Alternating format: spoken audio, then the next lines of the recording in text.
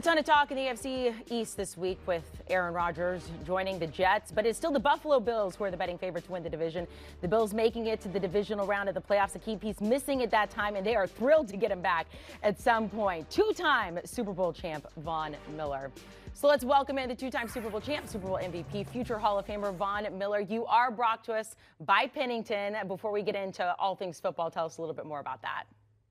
I'm here with Pennington to advocate for player safety on getting rid of artificial turf and to flip the turf to natural grass. Let me ask you this. So let's dive into Aaron Rodgers joining your division there. You guys split the series last season with the Jets. You said, look, the Jets are already good without Aaron Rodgers, one of the best teams in the AFC East with him. With all this talk, is there something we're overlooking with Aaron Rodgers joining this team and heading to your division? There's nothing to overlook. It's Aaron Rodgers. You know, he's one of the best quarterbacks to ever play the game, and he's going to one of the best, teams in the AFC. This was without him.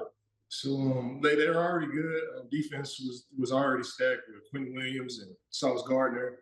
On offense, they got Garrett Wilson, and they get Breece Hall back. And they had a couple of big-time offensive linemen that were injured. They get those guys back as well. And you put Aaron Rodgers on that team, the Jets are going to be tough. But that's just the division that we play in. The Miami Dolphins got better as well, and the New England Patriots got better as well too. So we got a really, really tough division, and I'm looking forward to playing in the division. You want to play against Aaron Rodgers. You want to play against Tua. You want to go up to Foxborough and play Bill Belichick and Mac Jones.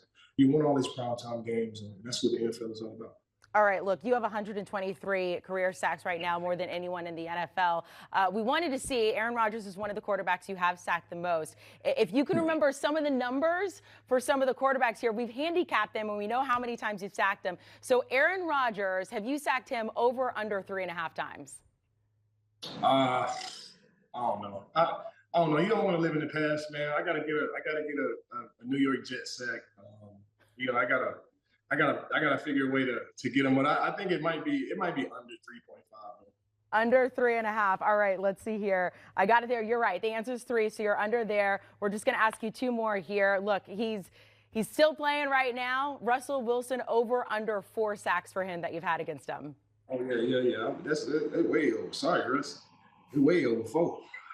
It's 5. It's 5. Okay, one more. Phillip Rivers, you've sacked him more than any other quarterback, over or under 13.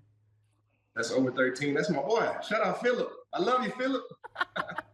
It is over. You've sacked him 16 times the most. Look, I know you're working yourself back from an injury. Obviously, Demar Hamlin made the news this week, or last week, I should say, being cleared for activity. What is it like to have him back in practice right now?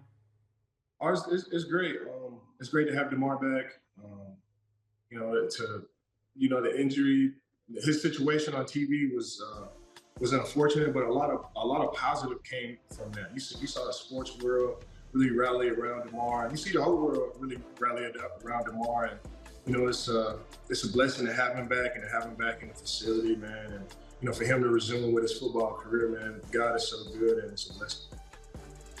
You guys have done so well the past couple of seasons there. I know it was disappointing not to be there at the end for you, especially in the divisional round, watching your team fall to the Bengals there. DeAndre Hopkins is out there. He was on a podcast with Patrick Peterson, Brian McFadden, and he wouldn't answer exactly where he wanted to go. He just kind of gave facial recognitions, and the Bills were definitely up there. How nice would it be to have a guy like him on your team, and could he be the difference maker for you guys?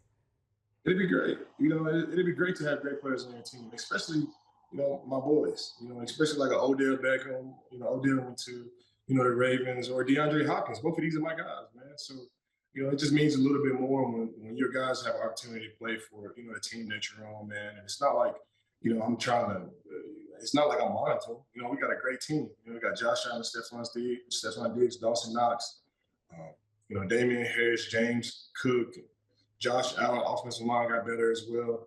Deion Dawkins is already one of the best left tackles in the league. And then we had, Connor McGovern right by, Mitch Morris. And we got Spencer Brown back. And we got a great team. And you add Gabe Davis and DeAndre Hopkins on that list, man. That'll put us over the top. So he knows, and he knows we want to be there, and we know he wants to be a Buffalo Bill. But there's so many different things that go into to really making those things happen. But I feel like we're in a good position to get it done. All right, final thing. It is draft week. The draft just a couple days away. By the way, we were looking at your draft pictures. We think you're aging backward. You look younger now than you did at the draft. But we want you to rank these 3 draft classes. 1, 2011 yours, you, Cam Newton, Patrick Peterson. 2017, you got Patrick Mahomes, TJ Watt, Myles Garrett. 2004, Eli Manning, Phillip Rivers, Larry Fitzgerald. Which was the best draft class out of those? Or if you want to rank them 1 through 3. I mean, obviously, it would be the 2011 class. That would be our number 1, and I think it'd be a tie between those other 2. I think you can't put Peyton Manning at 3, and you can't put Patrick Mahomes at 3 either. And the rest of those guys in those draft class, I think we can make the argument that they're tied for 2 for sure. All right, Von Miller, really quickly before I let you go, you talked to us a little bit about Pennington at the top there when it comes to player safety. Tell us a little bit more. You can learn more at Pennington.com/flip the turf. There's a petition there. It's already got 35,000 signatures. Football is already hard enough. You're already going to get injured. It's always going to be some type of toll on your body. You don't want to really battle against the opponent and battle against the playing surface that you're playing on. We already have a great league, but it can be greater. And I think flipping the remaining 16 or 15 teams that have artificial turf to natural grass would be, on the way to making this great league even better. I was injured on turf twice, and I'm allergic to grass, but I would choose grass any day of the week to practice on and play on. And you can learn more at Pennington.com/flip the turf. Vaughn, really quickly, I'm from Texas. You got Von Miller Day coming up this Saturday in DeSoto, your hometown. What's the best thing to eat there? Because it looks like you got a lot of good food.